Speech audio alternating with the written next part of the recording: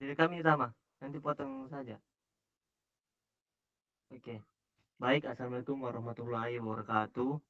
Selamat siang. Kali ini kelompok saya akan membawakan materi terkait psikologi pendidikan, teori konstruktivisme sosial.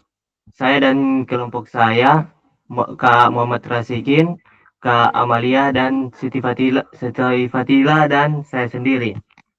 Baik, apa itu konstruktivisme sosial? Jadi adalah teori belajar yang menekankan bahwa pengetahuan tidak datang begitu saja dari guru, melainkan dibangun oleh siswa sendiri.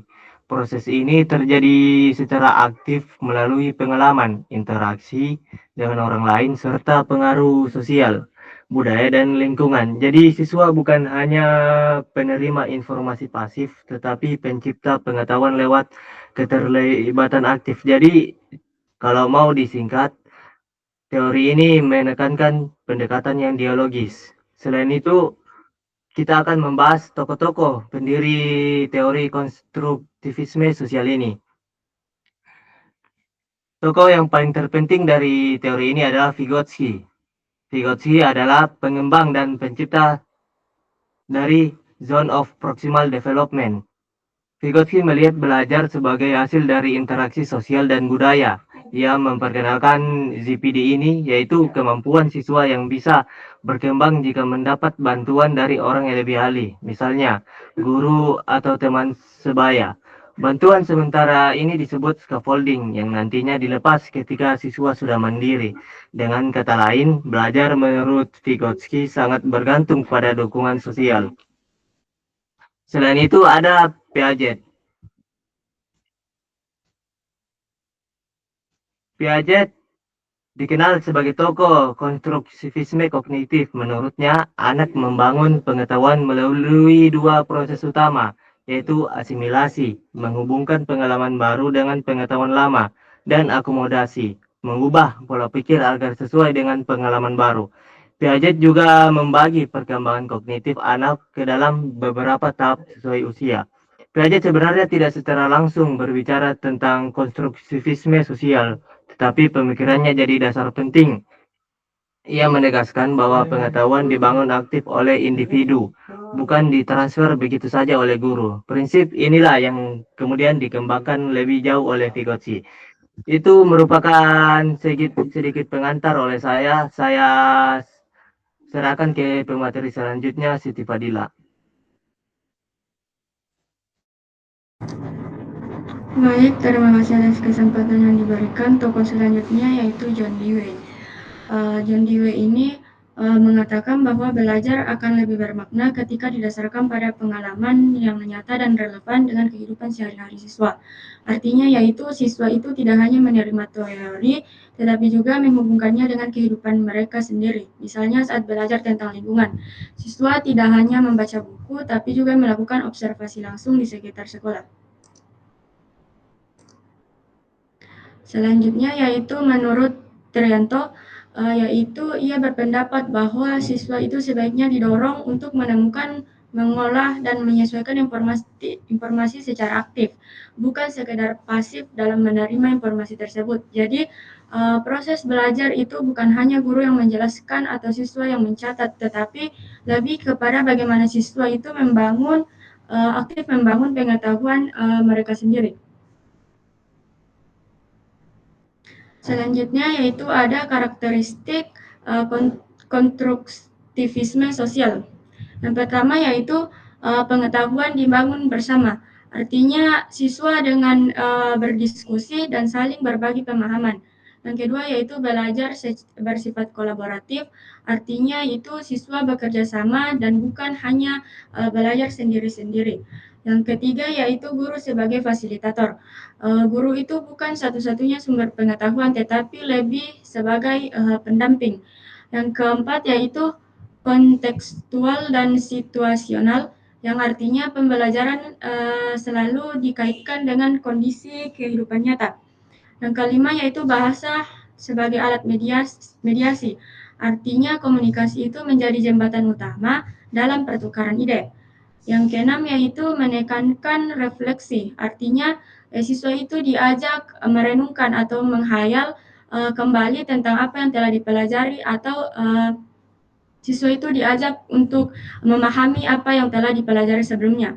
Terakhir yaitu berbasis budaya, artinya yaitu pembelajaran itu mempertimbangkan nilai, norma, dan budaya yang ada di sekitar siswa. Sekian penjelasan dari saya kembalikan ke moderator. Baik, itu merupakan penjelasan singkat dari karakteristik konstruktivisme sosial. Selanjutnya kita lanjutkan ke pemateri selanjutnya. Baik, terima kasih moderator. Selanjutnya saya akan menjelaskan mengenai kelebihan dari konstruktivisme sosial. Yang pertama itu, siswa bebas menyampaikan pendapat.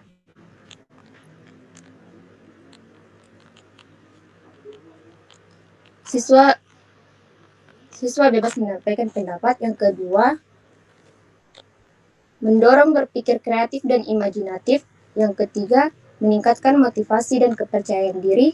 Yang keempat, membantu melihat perubahan gagasan lama atau baru. Yang kelima, suasana belajar interaktif dan menghargai pendapat. Yang keenam, melatih kerjasama dan keterampilan sosial. Adapun kelemahan dari konstruktivisme sosial.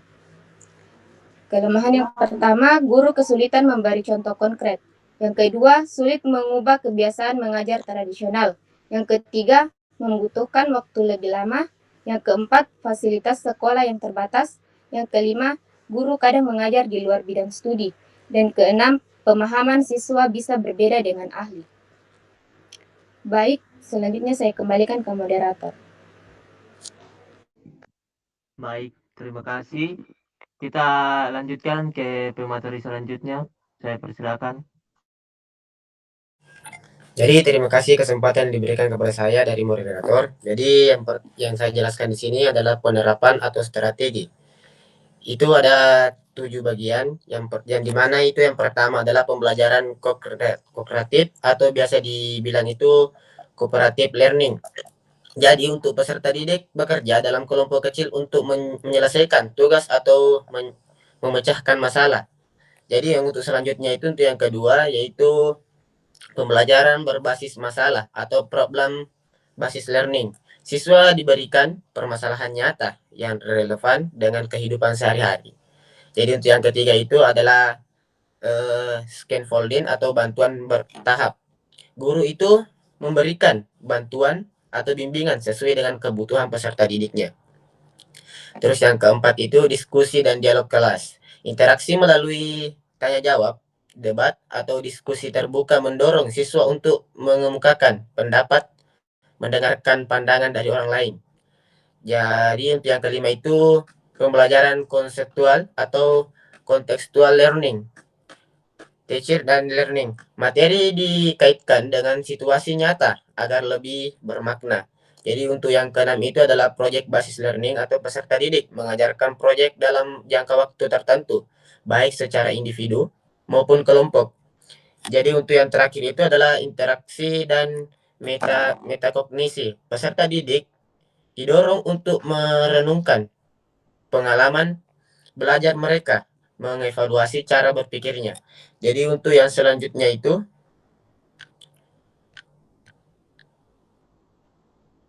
untuk pengertian penerapan dan strategi dalam penerapan konstruktivisme sosial, siswa belajar melalui interaksi dan kolaborasi dengan teman sebayanya. Jadi sebagai contohnya dalam proyek kelompok tentang perubahan iklim, guru mendorong siswa berdiskusi, bertukar pendapat, dan mencari informasi dari berbagai sumber. Dari proses ini, siswa membangun pemahaman mereka sendiri berdasarkan pengalaman dan interaksi sosial, bukan hanya menerima materi dari guru. Jadi sekian dari penjelasan dari saya kembalikan ke moderator. Baik, itu adalah materi konstruktivisme sosial dari kelompok kami dengan kesimpulan. Konstruktivisme sosial menekankan bahwa pengetahuan dibangun secara aktif oleh siswa melalui interaksi sosial, budaya, pengalaman, dan lingkungan belajar. Guru berperan sebagai fasilitator, sementara siswa belajar secara kolaboratif dan reflektif. Pendekatan ini meningkatkan kreativitas, motivasi kerja sama, dan pemahaman yang bermakna. Meskipun memerlukan waktu yang lebih lama, sumber daya memadai, dan adaptasi metode mengajar yang fleksibel. Demikian materi kami. Lebih dari kurangnya kami ucapkan mohon maaf dan terima kasih sudah mendengarkan materi kami. Wassalamualaikum warahmatullahi wabarakatuh.